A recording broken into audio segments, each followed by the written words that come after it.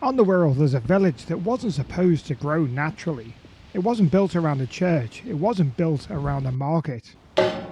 Every road, every building, every brick had a purpose. And today I'm going to find out why this village even exists.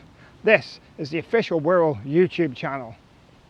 At first glance this looks like a peaceful Victorian village, but look at the houses. They're all almost identical, each of them carefully spaced and with a garden. This wasn't an accident, it was all by design. By the 1850s this was something quite remarkable. Where most factory workers lived in overcrowded streets, the owner of a nearby factory here built something completely different. He built an entire community. And so the reason that this village exists is just down here. Price's candle factory needed hundreds of workers, and instead of expecting them to travel, they brought the village to them. This clock tower is the only remaining building of that factory. Although aptly named the Candle Factory, this is where Price's Candle Factory once stood. This wasn't about housing. The River Mersey made it possible to bring in raw materials and ship finished candles all over Britain. Without the Mersey, Bromborough Pool may never have existed. From this aerial shot you can see how the River Dibben curves around and into the River Mersey. The original factory location and the clock tower which still remains today.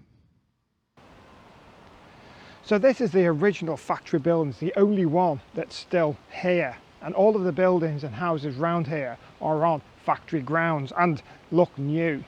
But just down here there are some houses that look old but are not. So these are the new old buildings. Once a car park, but they've built them to match up with the old ones very well, I think.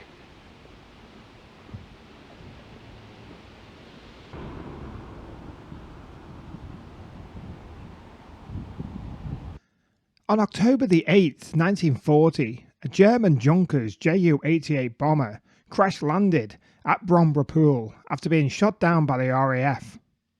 With those buildings in the background, we can roughly locate the area to this field. Very similar rectangular shaped buildings are still there today. Life here wasn't only about work. There were places to meet, learn and socialise. The company wanted to create a community, not simply a row of workers' houses. Today, villages like Port Sunlight are far more famous, but Bromborough Pool certainly came first. It showed that industry could build communities instead of just factories. It's these little details that connect today's village with the people who lived here nearly 170 years ago. 20 years before Port Sunlight, thousands of workers walked these same streets every day. When you arrive, you may think that this was simply another quiet rural village, but every house tells the same story. Bromborough Pool wasn't built by character, it was built with a purpose. More than 170 years later, that remarkable Victorian experiment is still here, hidden in plain sight. Even in more recent times things change. This big field here used to hold a football pitch, full-size one, a bit bigger than the one that's here now. Sometimes the most extraordinary looking places have the most extraordinary stories.